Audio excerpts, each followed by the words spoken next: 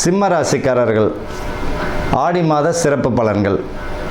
இந்த சிம்ம ராசிக்காரர்களுடைய அற்புதம் என்ன அப்படின்னா, சிம்மத்தில் என்னென்ன இருக்குது? மகம், பூரம், உத்திரம்.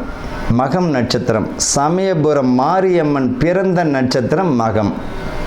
மாரியம்மனுடைய நட்சத்திரம் மகம். உத்திரம் சுவாமி ஐயப்பன் பிறந்தது, ஆண்டாள் பிறந்தது பூரம். இந்த ஆடி மாதத்தில் ஆண்டாள் பிறந்த நட்சத்திரம் பூரம் தான், அவளும் சிம்ம ராசி தான்.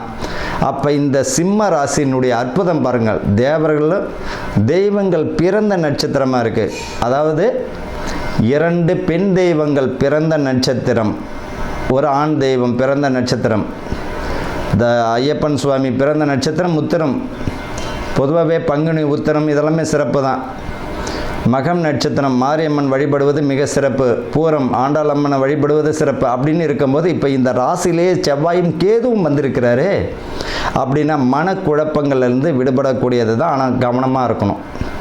உங்கள் ராசியிலே செவ்வாய் இருக்கிறார், கூடவே கேதுவும் சேர்ந்து இருக்கிறார். அப்போ மனக்குழப்பங்கள் அதிகமாகும், அதில் தெளிவு அடையணும். 10ல் சுக்கிரன் இருக்கிறது மிக சிறப்புங்க. 10ஆம் இடத்துல சுக்கிரன் மாளவியா யோகம் தருகிறார்.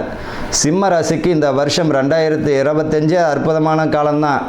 ராசிக்கு பார்த்திங்கன்னா 11ஆம் இடத்துல குரு வருகிறார். அவர் பார்த்திங்கன்னா துலாமையும் பார்வை செய்கிறது மிக சிறப்பு. அரசியல் பிரமுகர்களுக்கெல்லாம் நல்ல ஒரு முன்னேற்றமும் பேரு புகழும் கௌரவமும் தந்துடும் இந்த சிம்ம ராசிக்குரியவர்கள். உதாரணத்துக்கு பார்த்திங்கன்னா பூரம் நட்சத்திரம் முதல்வர் மு.க. ஸ்டாலின் ஐயா அவர்கள் பூரம் நட்சத்திரம் தானே. அப்போ முழு வெற்றிக்குரிய வருஷமாக தான் இந்த 2025-26 இருக்கும். நல்லா நோட் பண்ணிக்கோங்க. இந்த 2026 பூரம் தான் அரசாலம். அந்த மாதிரியான ஒரு யோகத்தையும் கொடுக்குது. பூரம் நட்சத்திரம் மிகுந்த ஒரு அற்புதமான நட்சத்திரம். மாதத்தினுடைய பிற்பகுதியில் பார்த்தீங்கன்னா 12ல் சூரியனும் புதனும் விரயஸ்தானத்தில் வரும்போது விரயத்தை அதிகப்படுத்துவார். தொழிலில் விரயமாகலாம். தொழிலில் பார்த்திங்கன்னா விரயம் வேறு, நஷ்டம் வேறு. அதாவது விரயத்தை அதிகமாக கொடுப்பார். அது பார்த்திங்கன்னா ஆல்ட்ரேஷன் பண்ணக்கூடியதோ தேவையில்லாத விரயமும் வருவதற்கு வாய்ப்புகள் உண்டு. அதில் கவனமாக இருக்கணும். குடும்ப சிந்தனைகள் அதிகமாக வரும். 8ஆம் இடத்துல சனி இருக்கும்பொழுது தடைகள் வரும். ஆனால் ஆரோக்கியத்திற்கு மிகுந்த அற்புதமான பலனை தந்துவிடும். ஆரோக்கியத்தில் மிகுந்த அற்புதமான பலன் தான். கவனமாக இருந்துக்கணும். கவனமாக இருக்கும்போது ஆரோக்கியம் தந்துடும். செவ்வாய் 7ஆம் இடத்துல ராகுவும் செவ்வாயும் இருக்கும்போது பெண்கள் செவ்வாய் கேது வேற சேர்க்கை. கணவருடன் பார்த்திங்கன்னா கருத்து வேறுபாடுகள் விலகுவதற்கு வாய்ப்புகள் உண்டு. கருத்து வேறுபாடு இல்லாமல் பார்த்துக்கணும். மொத்தத்தில் பார்த்திங்கன்னா குடும்பத்தில் கவனமாக இருக்கணும். செவ்வாய் கேது சேர்ந்து இருக்கும்போது சிம்மத்தில் இருக்குது. கணவருடன் கருத்து வேறுபாடு இல்லாமல் இருக்கணும். என்ன காரணம்? செவ்வாய் தன்னுடைய 4ஆம் இடத்தையும் பார்ப்பார், 7ஆம் இடத்தையும் பார்ப்பார், 8ஆம் இடத்தையும் பார்ப்பார். அப்போ செவ்வாயும் கேதுவும் 7ஆம் இடத்தை பார்வை செய்யும்போது கருத்து வேறுபாடு இல்லாமல் சிறு சிறு பிரச்சனைகள் பூதகரமாக ஆகும். அப்போ அதில் கவனமாக இருக்கணும்.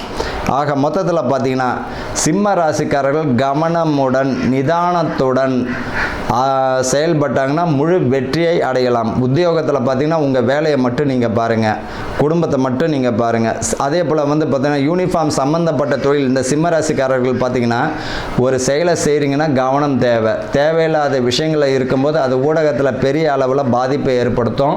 அதனால் உங்கள் வேலையை மட்டும் பார்ப்பது. யூனிஃபார்ம் சம்மந்தப்பட்ட தொழில்கள் இருக்கிறவங்களுக்கு கவனமுடன் எச்சரிக்கையுடன் செயல்பட்டால் பேர் புகழ் நல்லாயிருக்கும். காரணம் என்ன? பேர் புகழ் மிக அற்புதமான ஒரு மாதமாக தான் இருக்கும் இந்த வருஷம். நான் ஏற்கனவே சொல்லியிருக்கேன், பூரம் நட்சத்திரம் முதல்வர் மு.க. ஸ்டாலின் ஐயா பூரம் நட்சத்திரம் தான். இந்த பூரம் நட்சத்திரம் தான் இது வரைக்கும் பார்த்திங்கன்னா மகம் நட்சத்திரம் ஆண்டிலிருந்து இனிமேல் வரக்கூடிய காலமும் பூரம் தான் ஆளும். இனிமேல் வரக்கூடிய காலமும் பூரம் தான் ஆளும். அப்படின்னா என்ன? மீண்டும் பூரம் ஆட்சி அமைப்பதற்குரிய வாய்ப்புகளை தந்துவிடும். இதில் எந்த மாற்றமும் இல்லை. ஏற்கனவே நான் பார்த்திங்கன்னா ஒரு புதிய தலைமுறை இந்த மாதிரி நிகழ்ச்சியிலும் சொல்லியிருக்கேன். இதுவும் பார்ப்போம் எப்படி வெற்றியை தருதுன்னு. ஆக மொத்தத்தில் சிம்ம ராசிகள் கவனமுடன் செயல்படக்கூடிய மாதமாக இருக்குது. வாழ்க வளமுடன்.